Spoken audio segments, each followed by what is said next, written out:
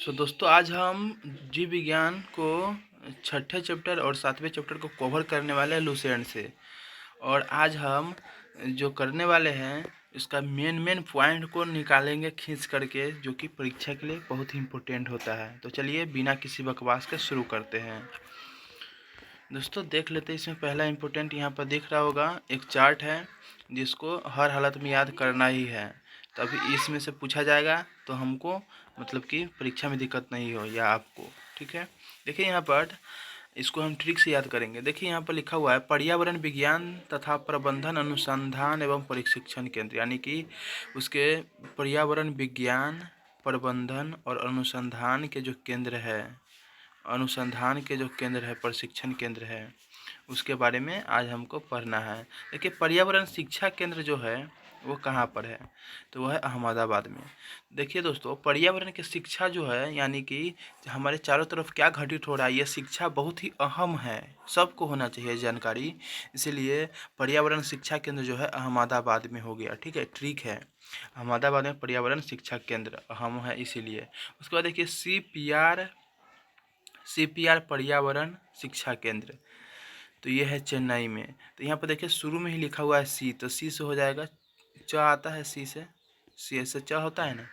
और ऐसे भी नहीं याद हो रहा है तो ऐसे देखिए, क्योंकि यहाँ पर पहले से पर्यावरण शिक्षा केंद्र था। ठीक है, तो फिर नया दूसरा पर्यावरण शिक्षा केंद्र आ गया, तो ये नया नहीं है, तो ये नई है, मतलब कि चेन्नई हो जाएगा। CPR पर्यावरण शिक्षा केंद्र चेन्नई में है। उसके बाद देखिए पारिस्थितिकी विज्ञान का केंद्र, पारिस्थितिकी विज्ञान का केंद्र बेंगलुरु में है। तो इसको हम याद करेंगे, RCB का जो परिस्थिति है ना, हार के एकदम खराब हो चुका है, तो RCB यानी कि बेंगलुरु होता है। तो पारिस्थितिकी विज्ञान का केंद्र जो होगा बेंगलुरु हो जाएगा। उसके बाद देखिए खनन पर्यावरण केंद्र, खनन पर्यावरण केंद्र को हम इस प्रकार याद रखेंगे, खन पहले धन बाद में मिलेगा। ठीक है, खन पहले, तो खन से हो जाएगा खनन, पहले से हो जाएगा पर्यावरण, धन बाद में मिलेगा, तो बाद में को हटाइए, मिलेगा को हटाइए, यहाँ पर मिल रहा है धनबाद, तो धनबाद हो जाएगा। खनन पर्यावरण केंद्र जो है धनबाद में है, याद हो जाएगा। सलीम अली पक्षी विज्ञान एवं सांस्कृतिक विज्ञान केंद्र, इसको हम याद करेंगे, सलीम पक्षी को बटोर संस्कृति बचाना है, तो क्योंकि पक्षी धीरे धीरे खत्म होता जा रहा है। ठीक है, तो ये ट्रिक हो गया कि सलीम पक्षी को बटोर संस्कृति बचाना है, तो सलीम पक्षी को बटोर संस्कृति बचाना है, तो सलीम से हो जाएगा सलीम पक्षी को बटोर। ठीक है, ऐसा करते हैं याद हो जाएगा इस प्रकार। चलिए आगे बढ़ते देखते क्या इम्पोर्टेंट है। नोट, खाद्य श्रृंखला में मानव जो है प्राथमिक एवं द्वितीय उपभोक्ता है। अब ये कैसे हैं हम बताते हैं। जो भी पेड़ पौधा, हरे पेड़ पौधा के पत्तियों या उनके किसी भी चीज़ को खाते हैं, यानी कि फल उल खाते हैं, उसको प्राथमिक उपभोक्ता कहते हैं।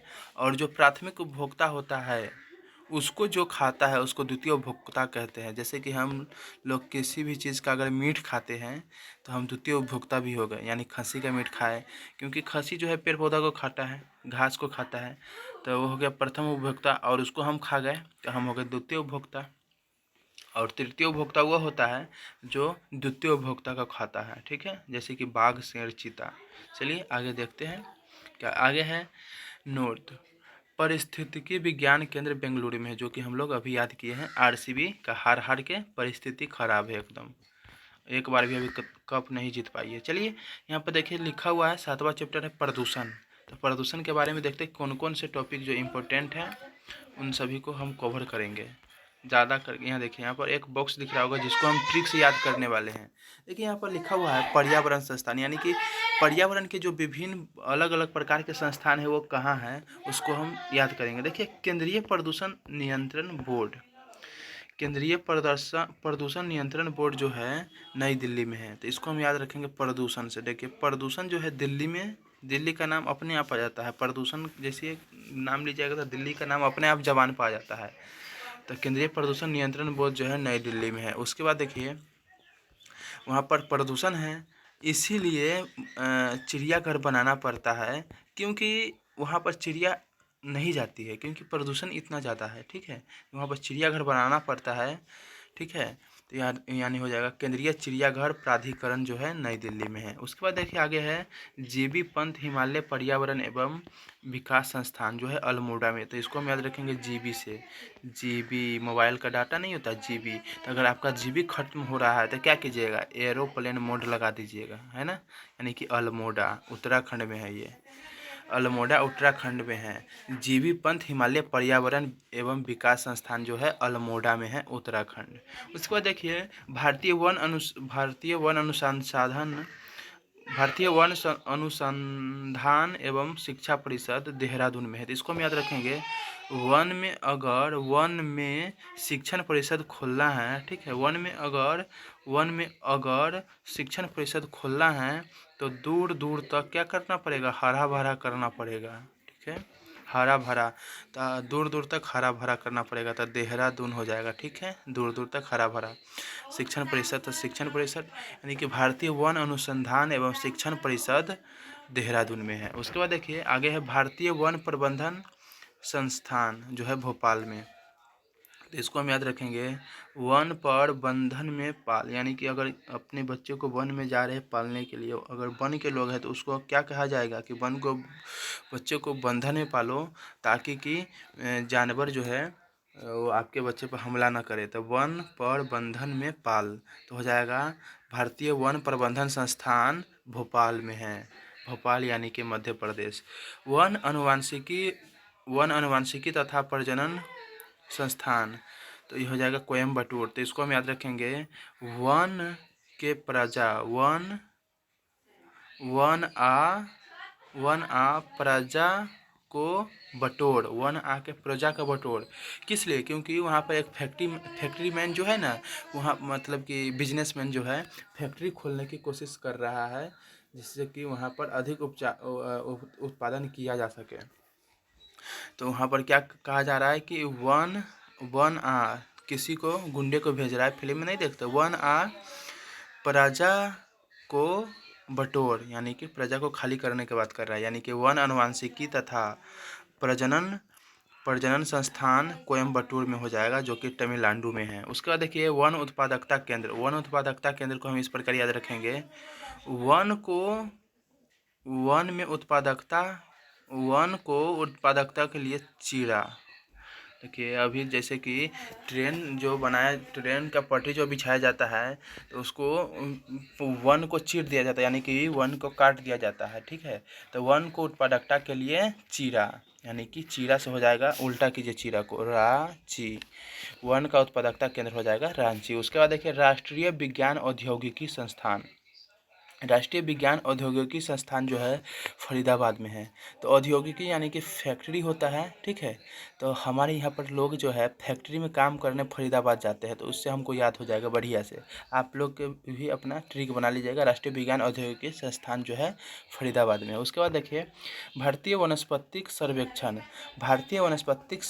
जो है, भारतीय वनस्पतिक सर्वेक्षण, इसको हम याद रखेंगे, बान से, ये भी जो है ना वो प्राणी विज्ञान सर्वेक्षण, ये भी कलकत्ता में है, तो दोनों को एक साथ याद रखेंगे। देखिए बान से प्राणी को काटा, किस चीज़ से काटा, बान से, तो बान से हो जाएगा वनस्पति, प्राणी को यानी कि प्राणी विज्ञान हो जाएगा, सर्वेक्षण को काटा, तो काटा से हो जाएगा को काटा, को से हो जाएगा को, और काटा से हो जाएगा काटा, को काटा यानी कि कोलकाता, ठीक है। भारतीय वनस्पति सर्वेक्षण जो है कोलकाता में है, और भारतीय प्राणी विज्ञान सर्वेक्षण भी कोलकाता में है। उसके बाद देखिए नोट है, इसको भी हम ट्रिक से याद करेंगे। देखिए विश्व पर्यावरण दिवस 5 जून को मनाया जाता है। देखिए यहाँ पर पर्यावरण में पहला अक्षर ही प है, और 5 का पहला अक्षर ही प होता है, तो पर्यावरण दिवस 5 जून को मनाया जाता है। प्रथम विश्व पर्यावरण दिवस जो है 1973 को मनाया गया था। तो इसको हम याद रखेंगे, उन्होंने तोहरा वर्ण किया, यानी कि तुमको चुना, तुम्हारा वर्ण किया, तुम्हारा से हो जाएगा 73, उन्होंने से हो जाएगा 19, उन्होंने तुम्हारा वर्ण किया, वर्ण से हो जाएगा पर्यावरण, ठीक है। तो हो जाएगा 1973 ईस्वी में पहला पर्यावरण दिवस मनाया गया था, और 5 जून को विश्व पर्यावरण दिवस मनाया जाता है। उसके बाद देखिए आगे क्या है, देखिए नोट दिख रहा होगा एक, भारत के कुछ भागों में भूमिगत पेयजल में आर्सेनिक एवं फ्लोराइड नामक प्रदूषक पाए जाते हैं, यानी कि जो हम कल से पानी निकालते हैं धरती के अंदर से, भूमिगत यानी कि धरती के अंदर से जो पीने के लायक पानी निकालते हैं, उसमें भारत के कुछ भागों में जो है आर्सेनिक मिला रहता है, कहीं कहीं पर फ्लोराइड भी मिला रहता है। ये दोनों प्रदूषक है और हमारे लिए खतरनाक होते हैं। चलिए आगे है नोट। नदियों में जल प्रदूषण की माप ऑक्सीजन की घुली हुई मात्रा से करते हैं। नदी में जो जल प्रदूषण होता है उसका माप करने के लिए ऑक्सीजन की मात्रा जो है कितना घुला हुआ है उससे चेक किया जाता है। अगर ऑक्सीजन की मात्रा कम घुली हुई है तो वो अधिक प्रदूषित मानी जाएगी। ठीक है, उसके बाद देखिए प्राध्वनिक जेट जो है ओजोन परत को पतला करके प्रदूषण पैदा करता है। प्राध्वनिक जेट यानी कि जो विमान ऊपर में उड़ते हैं तो उसमें से जो ध्वनि निकलता है, हाई ध्वनि निकलता है जिसका आवाज़ हम तक भी आता है, उस ध्वनि से ओजोन परत का जो है न पतला पतला करता है वो आवाज़, और उससे प्रदूषण पैदा करता है क्योंकि वहाँ से पराबैंगनी किरण पास हो जाता है। ठीक है, अगर पतला हो गया तो ओजोन परत। चलिए आगे देखते हैं आगे क्या इंपॉर्टेंट है। यहाँ पर आपको दिख रहा होगा नोट। अमेरिका में 28 मार्च, देखिए एक जानकारी के लिए बता दूँ कि अमेरिका जो है सबसे पहले परमाणु बम बनाया था, यानी कि जो है न्यूक्लियर फ्यूजन जो भी हो, न्यूक्लियर रिएक्टर जो है उसका फ्यूजन किया था, उसका बम बनाया था। उसके बाद रसिया का नाम आता है, और रसिया में जो है एक जगह है यूक्रेन, जो अभी दूसरा देश बन गया है लेकिन पहले उसी में था, तो यूक्रेन में पहले बनता था। तो पहले अमेरिका और रूस था ना, परमाणु बम के मामले में आगे था। चलिए देखते हैं। अमेरिका में 28 मार्च 1979 ईस्वी को 3 माइल आयरलैंड रिएक्टर में भीषण दुर्घटना हुई। आयरलैंड रिएक्टर में जहाँ पर बम बनाया जाता है वहाँ पर जो है ना 28 मार्च 1979 ईस्वी को भयंकर दुर्घटना घटित हुआ।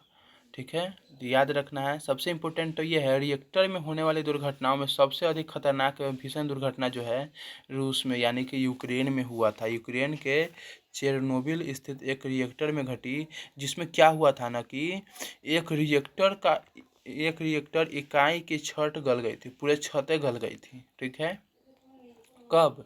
तो 26 अप्रैल 1986 ईस्वी को ये हुआ था। अमेरिका में हुआ था 28 मार्च 1979 को, और रूस यानी कि यूक्रेन में हुआ था 26 अप्रैल 1986 ईस्वी को। चलिए आगे देखते हैं, इसको हम ट्रिक्स याद करेंगे। जो चार्ट दिख रहा है इसी के साथ चैप्टर खत्म हो जाएगा 7वां। चलिए देख लेते हैं प्रदूषकों का दीर्घकालीन प्रभाव, यानी कि अगर प्रदूषक अधिक समय तक ये रहते हैं जल में घुले हुए या किसी भी प्रकार से हमारे संपर्क में रहते हैं तो क्या हम पर प्रभाव डाल सकते हैं। देखिए कार्बन मोनोऑक्साइड जो है हमारे लीवर और किडनी को क्षति पहुंचाता है, और ये कार्बन मोनोऑक्साइड जो है ना वाहन यानी कि गाड़ी में रहता है। ठीक है, गाड़ी में से जो धुआं निकलता है ना उसमें रहता है कार्बन मोनोऑक्साइड, जिससे अधिक समय पर संपर्क में रहिएगा तो लीवर और किडनी के क्षति पहुंचाता है। उसके बाद देखिए नाइट्रोजन के ऑक्साइड जो है कैंसर को बढ़ावा देता है, जो कि तंबाकू में रहता है नाइट्रोजन का ऑक्साइड। ठीक है, नाइट्रोजन का ऑक्साइड जो है कैंसर को बढ़ावा देता है। नाइट रो यानी कि रातों में रोना पड़ेगा कैंसर हो जाएगा तो। ठीक है, अक्सर नाइट रो यानी कि अक्सर रात में रो कैंसर हो गया तो। ठीक है, अकेला में रोइएगा कि हम बेकारे खाते थे। उसके बाद देखिए धुलकन से अगर नाक में जाम हो जाएगा तो क्या होगा, श्वास नहीं लिया जाएगा, तो श्वास संबंधी जो रोग है वो धुलकन से होता है। उसके बाद देखिए उसके बाद है शीशा के अगर संपर्क में अधिक समय तक रहा जाए तो पूरा नर्वस सिस्टम जो है ना, केंद्रीय नर्वस सिस्टम, पिछला नर्वस सिस्टम जो है मेन, उसी को दुष्प्रभावित कर देता है। इसी के साथ 7वां चैप्टर खत्म हुआ। यहाँ तक देखने के लिए प्रेम पूर्वक हृदय के गहराई से धन्यवाद।